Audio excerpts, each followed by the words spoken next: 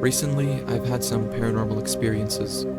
I was never one to believe in ghosts or anything religious, but I can't deny what I have witnessed with my own senses.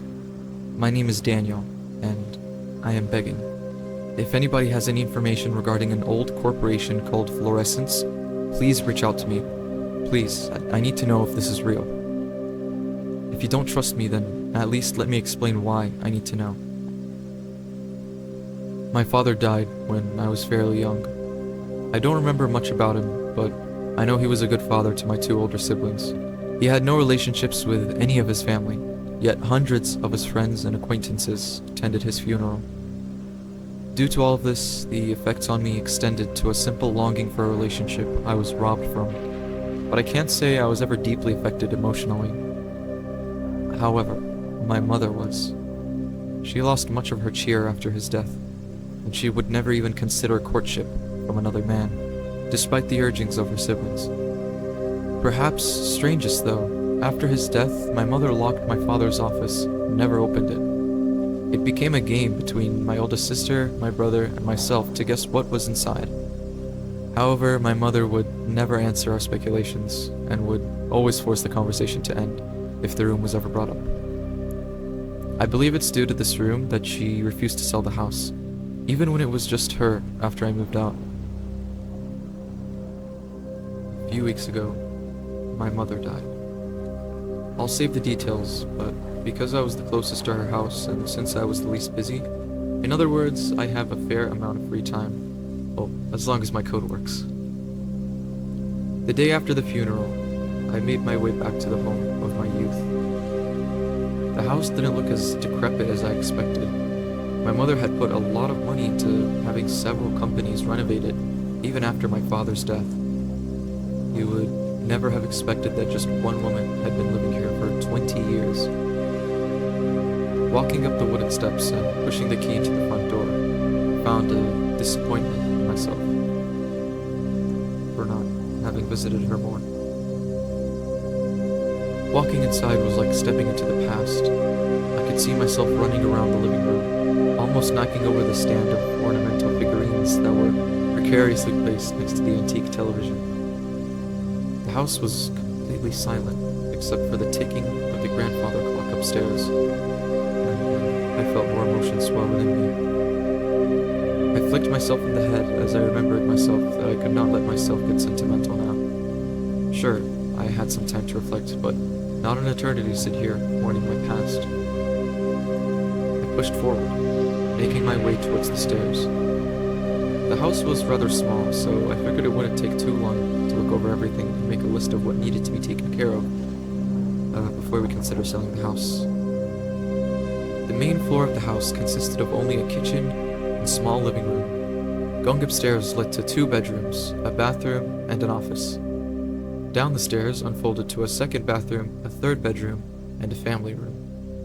Lastly, there was another door that led even further down, reaching the basement of the house, which housed the furnace and washing machines. I decided to make my way from the bottom of the house to the top. I went through the hassle of looking through everything. My mother didn't hoard or buy much, so I decided that it wouldn't be too much busy work to thoroughly turn over everything. With every resolve, I put on some music and got to work. I opened and left open everything from drawers to closets to even the laundry machine. In the downstairs bedroom, I found tons of old kids' toys in the closet. I had not known my mother to keep relics from the past, but I guess she couldn't part the memories. Of her children happily playing. There were also several birthday and Christmas cards that my older siblings made when they could just barely write. Notably, they were addressed towards her and father. I marked it on my list among a new carpet for the downstairs family room. The main floor had little that caught my eyes. I hesitantly put the knickknacks that decorated the house on my list before moving upstairs. After a quick inspection of the bathroom, which needed a new shower head, I found myself before my father's office. I pulled the door handle, but was met with a much expected, but still disappointing revelation that it was still locked. I figured if my mother was keeping the key somewhere, it was likely in her bedroom. After a bit of snooping, I found a safe hidden in her wardrobe.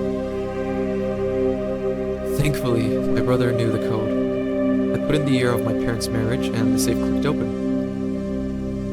There, next to every important document my mother wanted to keep safe, was a shiny key. In hindsight, I wish that key had been thrown into the bottom of the ocean. I grabbed the key and immediately made my way towards my father's office room. My curiosity now was greater than my own determination to catalog what I needed changing in my mother's bedroom. I pushed the key in and opened the door. Dust blew in my face, and I stepped into the quaint office. Memories of my father were hung all about. A shelf kept several trophies and souvenirs my father cherished. On his desk was a picture of us all. I searched through the room thoroughly, delighting in that all I found. My father proved to be quite the collector, chronicling all of the souvenirs that he had acquired in faraway places in a small journal. I probably spent half an hour alone reading that while examining the objects. I thought I had found everything. I sighed as I sat down in my father's chair. I guessed that my mother just kept this room locked because she couldn't handle the emotional challenge of seeing memories of her husband. I leaned back and kicked my feet forward. It was then that I felt my feet push against something. I paused and got out of the chair. I leaned forward and looked under the desk. Hidden underneath the desk was a fake wall. I pushed it forward, then out. I reached in and pulled out a small metal box. It had a green tint to it, I guess resembling jade, and it looked very prestigious. I couldn't believe it. Had I not known it belonged to my father, I would have believed it belonged to a Chinese emperor. On the front of the box was a 5-digit combination lock. I searched around for any clues as to the combination, but found nothing. Disgruntled, I fiddled around with it for a bit, but before I knew it, the sun was beginning to set outside. I sighed and put the box down before walking over to my clipboard. I quickly finished the expedition of the house before taking a picture of my clipboard and sending it to my siblings. Now it was in their hands. As darkness crept over the house, I decided it was time to leave. I put on my coat and was about to walk out the door when I thought about that box. Why would my dad put so much effort into hiding it? I headed back upstairs and grabbed it before leaving. I figured that, if nothing else, I might be able to find a way to open it while my siblings concerned themselves with renovating the house. That night, I had the strangest dream. I dreamt I was lying underneath a massive tree. It was small enough that I could see the entirety of it, but yet somehow infinitely large. Its limbs stretched onwards like galaxies. Its leaves were like constellations. It was incomprehensible. Yet it felt like I could wrap my arms around its trunk if I tried. Needless to say, I was utterly confused as I stood up and pressed my head up against the tree. At that moment, I felt a terrible pain shoot through my head. Something had changed. I had done something I could never undo. It was like a seed in my head was growing. I felt my body was tearing itself open. I was unfurling like a flower, blossoming. Then I woke up. I was in a cold sweat. What on earth had I dreamed? I rarely dreamed as it was, and when I did, they were usually nightmares about the most recent horror movie I watched. This was completely different. This felt real. I don't know if something inside me knew, or if it was sheer, utter luck, but I decided to check the box one last time. As I went into my office and opened the small drawer I had put the box into, suddenly, like a code flashed into my head. It was 1, 3, 2, 24. I had no clue what the code meant, but I heard a click, and I opened the box.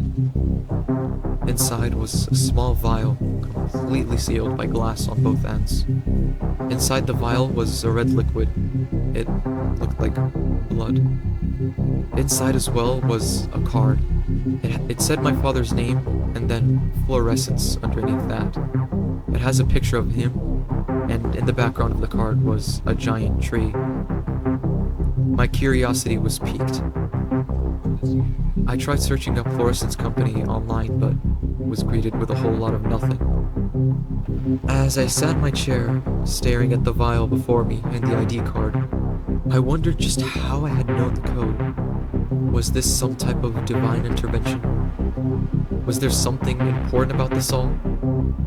I kept on my search, going through the depths of Google, until I grew so tired that I fell asleep on my desk. In the brief moment that I was asleep, I had another dream. I was back lying underneath a tree I could not comprehend. This time though, it looked wilted and withered. I slowly stood up, and I saw that the tree was bleeding. Its blood was pouring down the hill I stood on, and from it, flowers were sprouting. They didn't blossom though, they simply sprouted and waited, waiting for some spectral force. The force that through the green fuse drives the flower to guide them. I woke up with a sharp pain in my head and a terrible thirst. I maneuvered slowly to the kitchen, and I drank half a pitcher of water. It did nothing. My thirst was unquenchable, but it was debilitating. In the back of my mind, somewhere in the recesses I had never before traveled, I knew what could cure my thirst. I don't know why I did it. Maybe I was desperate, maybe I was possessed, but I took a hammer to the edge of the vial and shattered it. The edge broke off nicely, only a few drops of the liquid inside escaping. I then placed my lips to the edge and carefully drained the liquid into my mouth, trying my best not to swallow any glass that had mixed with the liquid. I felt relief. It was instant, and I slowly came back to my senses. What had I just done? Why did I do that? The answers eluded me. Then I heard it. Something was slowly tapping against my office window. I turned around, and the sight before me was burned into my memory. It stood tall enough to reach the 3rd floor of my apartment. Despite it being dark outside still, it seemed to glow softly. It had long and slender arms that looked as if they were made out of only bone, and yet they were black like the night.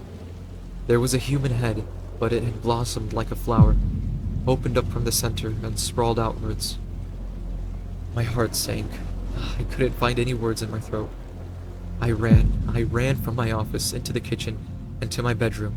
I slammed the door shut, closed the curtains, and prayed. The noise stopped, but I didn't dare peek out the curtains. I just sat there on my bed, my knees hugged to my chest. What was I to do? How could I explain this? I pinched myself. I wasn't dreaming. I stayed there until my phone had said it was 11 a.m. Knowing full well that the morning had come now, I hesitantly peeked out the window. There was nothing. I breathed a sigh of relief. I looked back towards my bedroom door. I slowly crept over and peeked out. Nothing. I fell to the ground in joyful tears. I was safe. I snuck back into my office, grateful as if any incorrect move was bound to have something jump out at me. I opened my computer and searched one more time. There had to be something I had missed. I completely forgot about my job, my family, everything. There was only one thing on my mind. Fluorescence. Again, I found nothing. I knew what I had to do. I had to go back to that house, to that office. If there was a clue, it'd be there.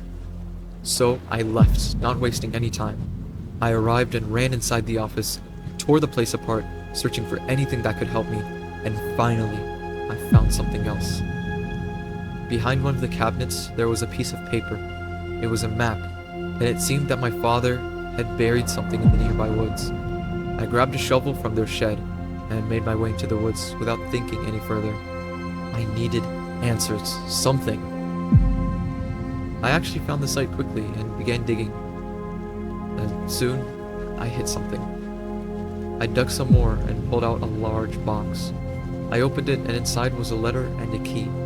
The letter said the following: "Are the depths of human curiosity endless?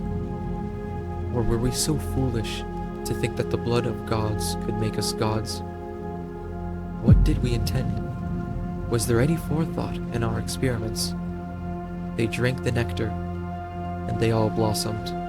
If you drank the blood, then you will surely blossom soon too. There is a cure. It's back at the office. You need to get in and destroy everything. Nobody can know what we found. Nobody else can drink what we drank." Attached was an address. Then I heard a noise. I turned, and I saw it again. It was towering over me. Its tall and lanky arm raised into the air and swooped down, and it sent me flying across the forest into a nearby tree.